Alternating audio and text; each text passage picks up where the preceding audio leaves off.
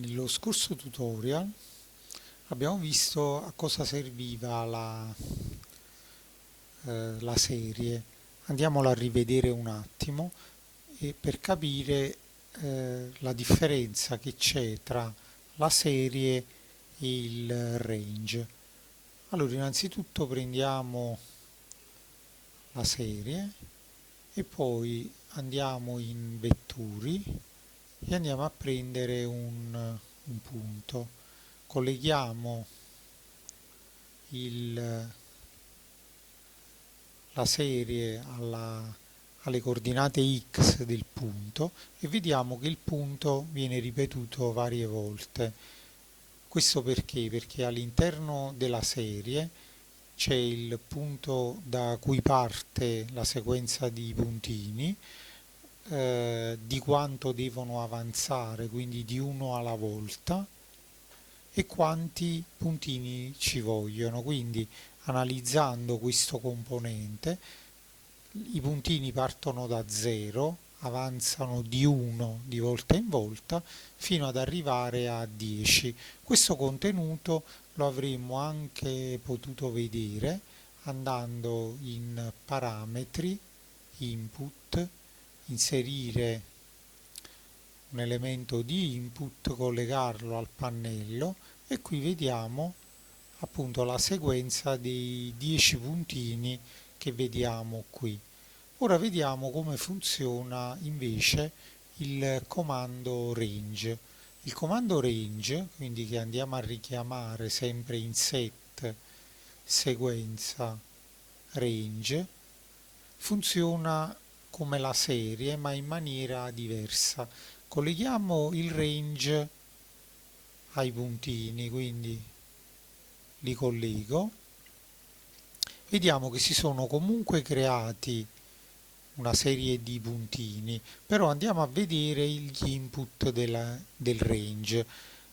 Domain, quindi il dominio, è compreso tra 0 e 1 e il numero di elementi sono 10.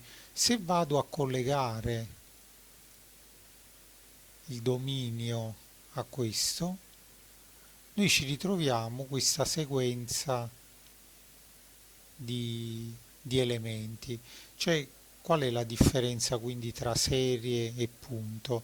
Che la serie ci permette di decidere quant'è la distanza tra il primo e il secondo punto e va a posizionare poi subito dopo tutti gli altri puntini utilizzando la stessa distanza tra il primo e il secondo. Invece il range ci posiziona il primo puntino, ci posiziona l'ultimo e in mezzo, quindi va a dividere lo spazio tra il primo e l'ultimo e va a inserire i puntini che sono contenuti all'interno di questo spazio. Quindi facendo un esempio pratico sull'utilizzo del comando range, mettiamo che io voglio diciamo che questi puntini vadano da 0 a 2, quindi per poter cambiare gli input di un componente io posso anche premere tasto destro, set domain e andare a scrivere all'interno di questo pannello, quindi scrivo da 0 a 2 e confermo. Quindi ora questi elementi si sono distanziati maggiormente. Andando qui sulla M e premendo il tasto destro e andando su set, quindi se qui dentro io scrivo ad esempio 5 e confermo con ok, lui che cosa fa quindi?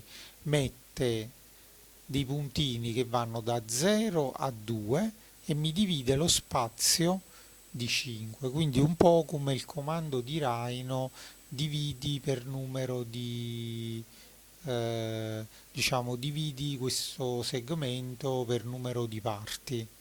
Quindi questa è sostanzialmente la differenza con il comando serie.